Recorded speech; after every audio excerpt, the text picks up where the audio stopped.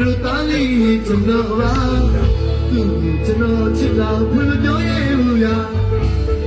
ဘယ်လိုသမီးမရှိဘယ်လိုသားလေးကျွန်တော်ပါသူကျွန်တော်ချစ်တာဘယ်လိုပြောရဘူးလားစိတ်ဆိုးမှလည်းကြောက်တယ်သူသိတော့ကောင်းရာဖြစ်ချင်တာဖြစ်ဒီနေ့တော့ပြောပါ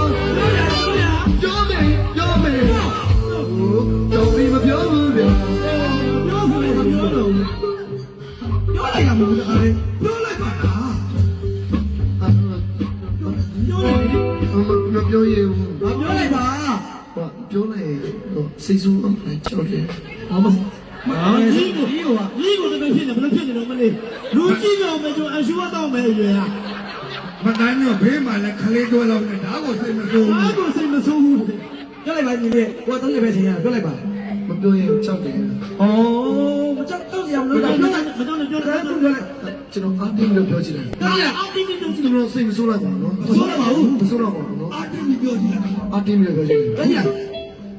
တို့တူမရှိရဲ့တို့တားလေးကျွန်တော်ပါသူကျွန်တော်ချစ်တာမပြောရဘူးလားတို့တူမရှိရဲ့တို့တားလေးကျွန်တော်ပါသူကျွန်တော်ချစ်တာမပြောရဘူးလားစိတ်ဆိုးမှရင်ကြောက်သူပြည့်တော့ကောင်းလားချစ်စရာဒီနေ့တော့ပြောဖို့ပြောမယ်တော်ပြီပြောလို့ရ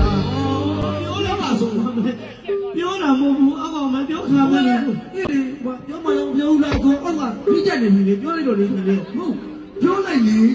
သူစိတ်ဆိုးမဆိုးဆိုတာသိတာလေဟုတ်လားဟုတ်ကဲ့လားလေကန်စားနေပြီရဲရဲလာပြောလိုက်ကောမလေးစိတ်ဆိုးတော့လဲစိတ်မကောင်းတာသိတာလေစိတ်ဆိုးရတယ်ကျွန်တော်ချော်